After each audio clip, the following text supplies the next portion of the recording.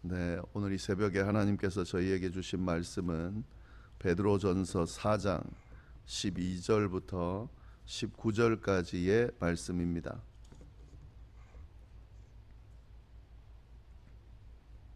제가 가지고 있는 성경으로 신약 성경 382페이지에 있습니다. 베드로전서 4장 12절부터 19절까지의 말씀 함께 교독하도록 하겠습니다. 제가 12절 먼저 읽습니다. 사랑하는 자들아, 너희를 연단하려고 오는 불시험을 이상한 일 당하는 것 같이 이상히 여기지 말고 오히려 너희가 그리스도의 고난에 참여하는 것으로 즐거워하라. 이는 그의 영광을 나타내실 때에 너희로 즐거워하고 기뻐하게 하려 함이라. 너희가 그리스도의 이름으로 치욕을 당하면 복 있는 자로다. 영광의 영 곧 하나님의 영이 너희 위에 계심이라. 너희 중에 누구든지 살인이나 도둑질이나 악행이나 남의 일을 간섭하는 자로 고난을 받지 말려니와 만일 그리스도인으로 고난을 받으면 부끄러워하지 말고 도리어 그 이름으로 하나님께 영광을 돌리라. 하나님의 집에서 심판을 시작할 때가 되었나니 만일 우리에게 먼저 하면 하나님의 복음을 순종하지 아니하는 자들의 그 마지막은 어떠하뇨? 또 의인이 겨우 구원을 받으면 경건하지 아니한 자와 죄인은 어디에 서리요? 그러므로 하나님의 뜻대로 고난을 받는 자들은 또한 선을 행하는 가운데에 그 영혼을 미쁘신 창조주께 의탁할지어다. 아멘. 네, 베드로전서 말씀 우리가 보고 있는데 오늘 4장 12절부터 19절 말씀 우리 함께 보겠습니다. 12절 보시면 사랑하는 자들아 이렇게 구절이 시작이 되는데요. 근데 저희가 이 앞절에 보면은 4장 11절에 보면은 마지막에 어떻게 끝나냐면 이는 범사에 예수 그리스도로 말미암아 하나님이 영광을 받게 하려 함이니 그리고 그에게 영광과 권능이 세세에 무궁하도록 있느니라. 아멘. 이렇게 송영으로 이 전 구절을 마무리를 했습니다. 그리고 난 뒤에 사랑하는 자들아 라고 지금 이야기를 하고 있습니다. 우리가 이걸 봤을 때에 지금 한 앞에 있는 내용이 단락이 끝났다는 걸 알 수가 있고요. 그리고 새로운 단락이 시작된다는 것을 알 수가 있습니다. 그러니까 새로운 내용의 이야기가 이제 전개될 것이다 라고 하는 것을 우리가 유추해 볼 수 있다 하는 거죠. 그런데 새로운 내용은 아니고요. 지금 새로운 단락이 시작되는 것은 맞지만 이 오늘 본문은 앞에서 언급했던 이야기들 쭉 이야기했던 베드로의 그 이야기를 요약해서 핵심되는 내용으로 정리한 그런 새로운 단락이 시작된다라고 우리가 볼 수가 있습니다. 그래서 오늘 본문을 보면 앞의 내용이 반복되는 거고요. 반복되는데 그냥 반복되는 게 아니라 요약해서 핵심만 이야기를 하고 있다라는 것을 우리가 감안하면서 이 말씀을 보면 오늘 본문 말씀을 좀 더 정확하게 잘 이해할 수 있을 거라 생각이 듭니다. 그러면 베드로가 전하고 싶은 핵심 내용이 뭔가? 우리가 앞에 있는 내용이 뭐였습니까? 고난 가운데 있는 그리스도인들에게 어떻게 그 고난을 이해하고 감당할지에 대해서 쭉 알려줬습니다. 그것이 이 베드로가 이야기했던 주 내용입니다. 베드로서에 나오는 주 내용입니다. 지금 이 베드로의 편지를 받는 사람들은 네로 황제의 그런 그 핍박을 피해서 각지에 흩어져서 그리스도인이라는 이유만으로 고난을 받고 있는 상황에서 이 편지를 받았는데요. 그래서 베드로가 그 고난 가운데 있는 성도들을 향하여서 이 고난이 어떤 의미를 가지는지 또 어떻게 대해야 되는지 대처해야 되는지 이런 것들을 쭉 설명하고 있는데 그 내용을 요약해 놓은 것이 바로 오늘 본문의 내용이다 하는 거죠. 그래서 오늘 내용도 마찬가지입니다. 그리스도인으로서 고난을 어떻게 이해하고 대처해 나가는가 하는 핵심 내용. 그러니까 오늘 본문을 잘 이해하면 이 앞의 내용들을 다 보지 않아도 충분히 이해할 수 있다 하는 거죠. 자, 그럼 12절을 보시면은요. 고난이 뭔가 하는 이야기를 쭉 하는데 사랑하는 자들아 너희를 연단하려고 오는 불시험을 이상한 일 당하는 것 같이 이상히 여기지 말아라. 그리스도인들은 이 고난을 당할 때에 그 고난을 이상하게 여기지 말아야 된다라고 이야기를 하고 있습니다. 그리스도인들에게 주어지는 고난은 어떤 의미를 가지는가? 단순히 괴롭히기 위함이 아니다 하는 거죠. 그리스도인들이 당하는 고난은 단순히 하나님께서 그 그리스도인들을 괴롭히기 위해서 주시는 것이 아니라 뭐라고 되어 있습니까? 연단하려고 오는 불시험이다. 그리스도인들을 이 불시험을 거쳐서 견고하고 순수하게 연단함으로 말미암아 온전한 그리스도인이 되도록 하기 위해서 이런 시험이 오는 거고 고난이 오는 거다 하는 거죠. 그러니까 고난이 올 때에 그걸 이상하게 생각하지 말고 당연한 것으로 여기라라고 베드로는 이야기하고 있습니다. 만약에 그러면 당연한 것으로 여기지 않으면 어떻게 될까요? 힘들죠. 인정하지 않으면 불평불만이 나올 수밖에 없습니다. 내가 왜 이런 고난을 겪어야 되나? 불평하고 불만을 이야기하게 되면 괴롭죠. 힘들죠. 받아들이기 힘들고 또 거부하면 어떻게 됩니까? 괴로워지게 돼 있죠. 왜냐하면 그리스도인이기 때문에 당연히 주어지는 고난이 있습니다. 근데 그 고난은 내가 원하지 않고 그 고난이 주어지는 것을 받아들이지 않는다라고 하면 그건 그리스도인이 아닐 뿐만 아니라 그것 때문에 괴롭겠죠. 그리스도인으로 있는 한은 괴로울 겁니다. 근데 그게 아니라는 거죠. 당연한 거라는 거죠. 그리스도인이라면 당연히 고난은 주어지는 거다. 그러니까 이상하게 여기지 말고 인정해라, 받아들여라 라고 베드로는 이야기하고 있습니다. 근데 단순히 인정하는 것으로 끝내는 게 아니라요. 이 13절을 보면 고난이 오면 도리어 즐거워해라 이렇게까지 적극적으로 이야기하고 있습니다. 13절 오히려 너희가 그리스도의 고난에 참여하는 것으로 즐거워하라. 이는 그의 영광을 나타내실 때에 너희로 즐거워하고 기뻐하게 하려 함이니라. 고난이 왔다. 그러면 이 그리스도인으로서 이 고난을 즐거워하라는 거. 왜 즐거워하라고 이야기하는 걸까요? 그리스도의 고난에 참여하는 것이기 때문에 그렇습니다. 그리스도인들이 고난을 받는 이유는 그리스도께 속해 있기 때문이거든요. 그러니까 고난을 받는다는 것은 뭐냐면 내가 그리스도인이다. 그리스도께 속해 있다는 것을 증명해 주는 것이기 때문에 그렇습니다. 그리스도인으로서 받는 고난이 주어졌다. 그건 너가 그리스도인이다 라는 걸 증명해 준다는 거죠. 그리스도인임에도 불구하고 그리스도인으로서 받는 고난이 없다. 그건 그리스도인이 아닐 확률이 높습니다. 지금 그 이야기를 하고 있는 거죠. 그리스도인으로서 고난을 받는 것은 그리스도인이다라고 하는 걸 증명해 주는 것이고 이 그리스도인으로서 그리스도가 겪었던 고난에 참여하는 것이 되기 때문에 고난이 올 때에 나는 그리스도인이구나. 나는 그리스도의 그 고난에 참여하는 것이구나 라고 하면서 어떻게 하라는 겁니까? 즐거워하라는 거죠. 기뻐하라는 거죠.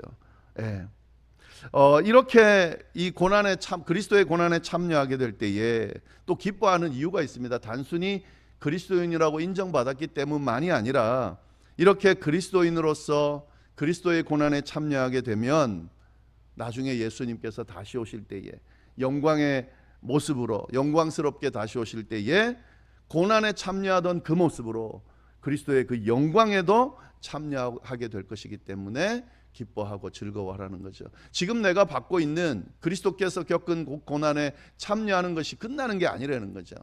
예수 그리스도께서는 그 고난을 이기시고 겪으시고 감당하시고 결국에 어떻게 되셨습니까? 영광의 자리에 앉게 됐거든요.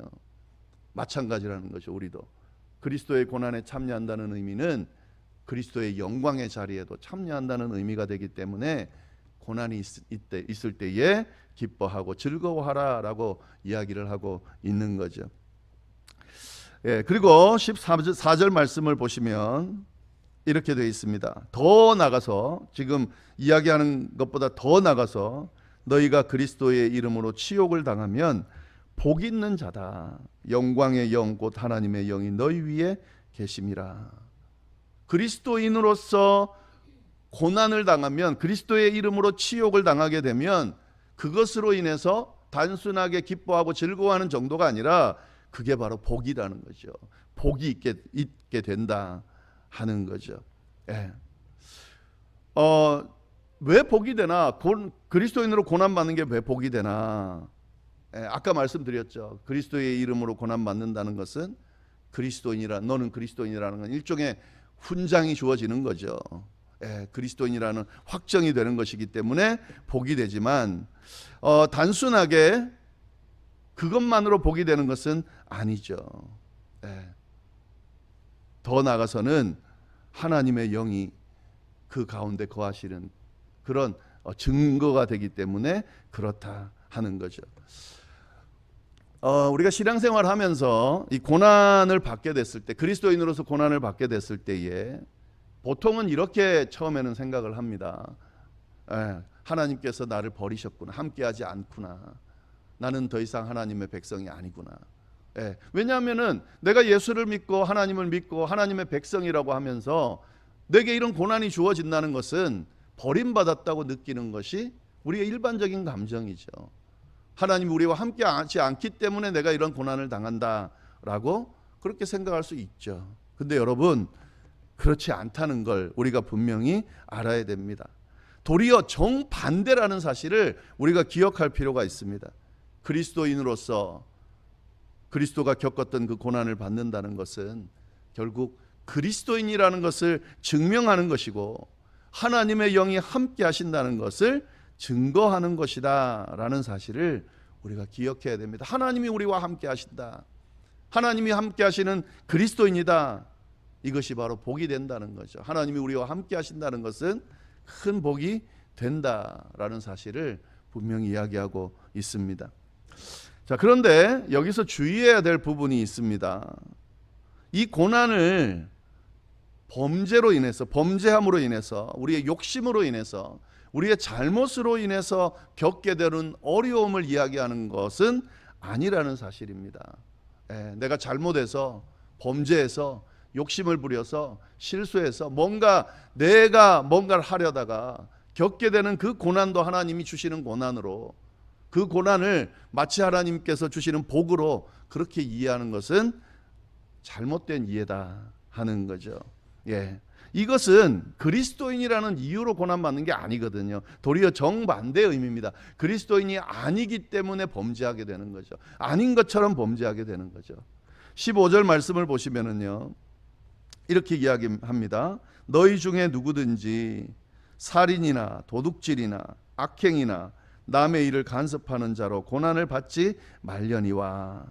네 개의 악한 행위가 나오죠. 살인, 도둑질, 악행, 그리고 남의 일에 간섭하는 것, 남에게 피해를 주는 것, 이런 범죄 행위들로 인해서 고난을 겪을 수 있는데 이걸 말하는 것이 아니다라고 하는 거죠. 이거는 죄의 결과일 뿐입니다. 죄 지어서 나타나는 어려움은 죄의 결과예요. 이런 고난은 받으면 안 되는 거죠. 이런 어려움을 겪으면 안 되는 거죠. 이런 어려움을 겪는다는 것은 범죄했다는 것인데 범죄하면 안 되잖아요.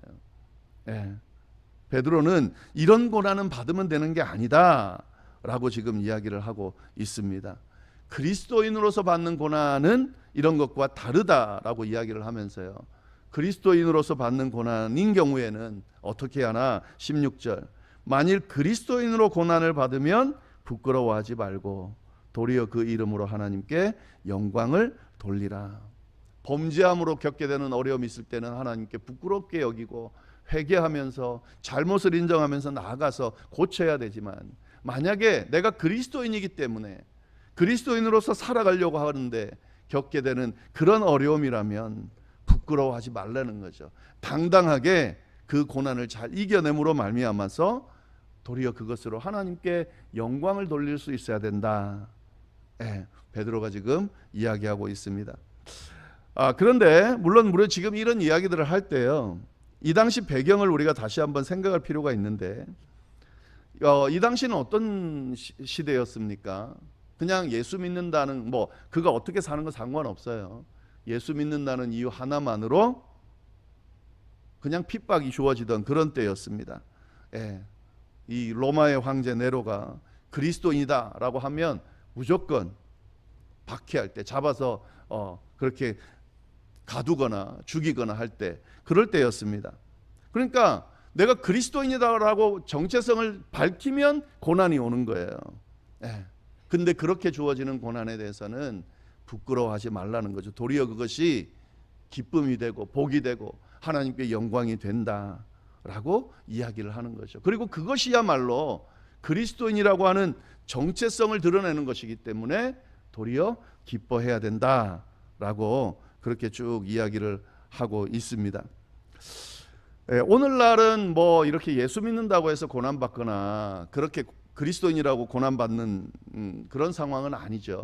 그러면 이제 우리가 이 말씀을 어떻게 이해하고 받아들일 수 있어야 되는가? 역으로 우리가 한번 생각을 해보면은요, 내가 그리스도인답게 살아감으로 인해서 세상과 좀 다르게 살아가게 되는 것, 그것을 기쁘게 받아들이라는 식으로 이해하면 될 것 같습니다. 어떤 고난은 아니지만 내가 그리스도인답게 하나님의 백성답게 그리스도께서 걸어가신 그리스도께서 말씀하신 그 뜻대로 살려고 하다 보면 이 세상의 흐름과 다른 모습을 보일 때가 있거든요. 왜냐하면 예수 그리스도께서 걸어가신 길은 이 세상, 사단이 지배하는 이 세상이 이끄는 방향과는 완전히 다른 방향이었거든요. 그래서 그 예수를 따른다고 해서 이 세상이 보기에는 전혀 반대되는 길로, 이 세상의 흐름과는 다른 길로 걸어가는 것을 보면서 때로는 사람들이 이상하게 여기고 손가락질할 수도 있고 또 더 나가서는 비난할 수도 있겠죠. 그러나 여러분, 그 길이 바른 길입니다. 그 길이 내가 그리스도인이라고 하는 것을 드러내는 길입니다. 사람들이 손가락질하는 것, 그것 때문에 내가 그리스도인이라고 하는 정체성이 분명히 인정받게 되는 거죠. 그러니까 그 길을 걸어가는 것을 주저하지 말고 부끄러워하지 말고 담대히 걸어갈 수 있어야 된다 하는 거죠. 그 길을 기쁘게 걸어갈 수 있어야 된다는 거죠. 그 길이 가장 복된 길이고 그 길이 바로 구원받는 길이라는 사실을 우리가 기억하면서 세상이 어떻게 흘러가든, 세상이 어떻게 우리를 이끄든, 세상이 우리를 어떻게 평가하든 나는 그리스도인이다, 하나님의 백성이다, 그 정체성을 잃어버리지 않고 주님 앞에 설 때까지 그리스도인답게 그렇게 멋지게 살다가 그렇게 설 수 있을 때 그것이 바로 하나님께도 영광이 되고 우리에게도 영광이 된다 하는 거죠. 우리 자녀들, 우리 다음 세대들, 그 우리가 걸어가는 길을 고루하게 보고 저 길이 마치 어리석은 길처럼, 현명하지 않은 길처럼, 지혜롭지 않은 길처럼, 시대의 흐름에 역행하는 것처럼 그렇게 평가하면서 우리의 이야기에 귀를 기울이지 않죠. 그래서 우리가 그 말들을 다음 세대에게 전하기가 머뭇거려집니다. 근데 여러분, 머뭇거릴 필요 없어요. 그들이 어떻게 평가하든 받아들이든 받아들이지 않든 우리가 믿고 우리가 걸어가는 이 길, 이것이 그리스도인이 가야 될 길이라면 그것이 바른 길이고 그것이 하나님이 원하는 길이고 그것이 우리에게 주어진 진리의 길이라는 것을 믿고 담대하게 선포하는 거죠. 듣든지 안 듣든지 그 길을 걸어가라고 권면하는 거죠. 도리어 지금 흘러가는 그 시대의 흐름이 사단이 이끄는 길이고 망하는 길이라는 것을 선포하면서 담대히 우리의 정체성을 세워갈 수 있어야 되겠죠. 지금 베드로는 하나님께서는 이 베드로의 전서의 말씀을 통해 오늘 우리에게 그 말씀으로 우리를 권면하고 계신다는 사실을 꼭 기억할 수 있기를 바랍니다. 마지막 17절에서 19절 말씀 보시면은요, 17절 말씀 이렇게 되어 있습니다. 하나님의 집에서 심판을 시작할 때가 되었나니 만일 우리에게 먼저 하면 하나님의 복음을 순종하지 아니하는 자들의 그 마지막은 어떠하냐. 근데 이 17절에 조금 이해하기 힘든 말이 있죠. 하나님의 집에서 심판을 시작할 때가 되었다. 하나님의 심판의 때가 가까워 왔다는 이야기인데 먼저 하나님의 집에서 심판을 시작할 때가 됐다. 무슨 말일까요? 하나님의 심판의 때가 어디부터 시작된다는 이야기를 하고 있는 겁니까? 하나님의 집을 먼저 심판한다 라는 거죠. 하나님의 심판의 때가 임하면 가장 먼저 누구부터 심판하시냐면 하나님의 집, 하나님의 집에 머물고 있는 성도들을 먼저 심판할 거다 하는 거죠. 여기서 말하는 심판은 무슨 말입니까? 옥석을 가려낼 거다 하는 거죠. 심판의 때가 오면 그때 드러날 겁니다. 하나님의 집에 머무는 하나님의 백성들이라고 모여있는 이들이 진짜 하나님의 백성들인지 아닌지 그리스도인인지 아닌지 하나님께서 그것부터 가려낼 겁니다. 하나님께서 오셔서 심판하실 때가 되면 내가 겉으로는 하나님의 백성인 것처럼 그리스도인인 것처럼 했지만 속으로는 하나님 앞에 환히 다 드러나서 전혀 하나님의 백성답지 않은 그리스도인이 아닌 모습으로 드러나게 될 거고, 그런 모습을 하나님이 인정하실 수 없겠죠. 진짜 믿음인지 아닌지, 거짓 믿음인지 아닌지 분명히 드러나게 될 때가 올 거라는 거죠. 네, 그 이야기를 지금 하고 있는 겁니다. 네, 그러니까 이 지금 우리 믿는 자들도 이렇게 하나님 앞에 제대로 선다는 게 쉽지 않다는 이야기를 하고 있습니다. 그러면서 만일 우리에게 먼저 하면 하나님의 복음을 순종하지 아니하는 자들의 그 마지막은 어떠하며, 또 의인이 겨우 구원을 받으면 경건하지 아니하는 자와 죄인은 어디에 서겠는가. 이렇게 믿는 자들도 하나님의 심판대 앞에 서서 옥석이 가려진다면 믿지 않는 자들은 더 하겠죠. 더 심각한 상황이 벌어지겠죠. 그거를 지금 분명하게 드러내고 있는 거죠. 19절, 그런데 19절, 그러므로 하나님의 뜻대로 고난을 받는 자들은 또한 선을 행하는 가운데에 그 영혼을 미쁘신 창조주께 의탁할지어다. 하나님의 심판대 앞에 서는 건 두려운 일이지만, 근데 하나님의 뜻대로 내가 그리스도인답게 고난받으면서 살고 있다면 걱정하지 말고 우리의 영혼을 하나님 앞에, 창조주 하나님 앞에 의탁하라는 거죠. 하나님을 신실하게 믿는 사람, 그리스도인으로서의 정체성을 분명하게 세우고 그 뜻대로 살아가려고 몸부림치는 사람은 괜찮다는 거죠. 걱정할 게 뭐 있어요. 그 날이 영광스러운 날이 되는데 도리어 기쁘고 즐거운 날이 되겠죠. 기대하면서 그렇게 맞아들일 날이 되겠죠. 나의 모습을 주스르고, 만약에 그렇다라고 하면 주님께서 나를 두 팔 벌려 맞으실 거기 때문에 주님께 의탁하고 그 믿음의 행진을, 고난이 있어도 그리스도인이 걸어가야 될 그 길을 담대히 걸어가라고 베드로가 지금 이야기하고 있는 겁니다. 정리해서 말씀을 드리면 이 고난은 참된 그리스도인이라는 표시입니다. 우리가 믿는 하나님은 신실하신 하나님, 세상을 창조하신 전능하신 하나님이시기 때문에 참된 그리스도인을 용납하시고 붙드시고 이끄실 겁니다. 그러니까 이 고난에 적극적으로 동참하면서 그리스도인다움을 드러내면서 하나님께서 이끄시는 그 은혜의 자리, 영광의 자리로 담대하게 나아갈 수 있기를, 그래서 하나님 앞에 섰을 때에 주님께서 주시는 칭찬과 영광으로 가득 채워질 수 있게 되기를 간절히 바랍니다. 기도하겠습니다. 하나님 아버지, 참으로 감사합니다. 귀한 말씀으로 또 우리를 깨우치시고 어떤 방향, 어떤 길로 또 걸어가야 할지, 하나님 앞에 어떤 모습으로 서야 될지 알려주셔서 감사합니다. 예수를 믿고 따르는 이 삶이 만만치 않고 또 여러 가지 힘들고 어려운 과정들이 우리 앞에 늘 펼쳐집니다.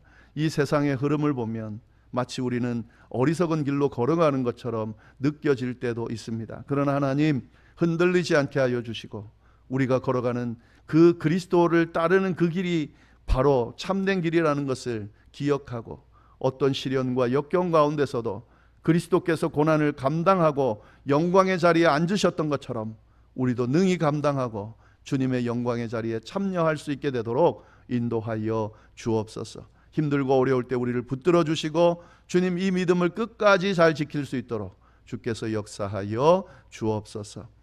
이어서 드리는 개인의 기도, 또 중보의 기도 위에도 함께하여 주시기를 간절히 바라고 살아계신 예수님의 이름으로 기도드립니다. 아멘.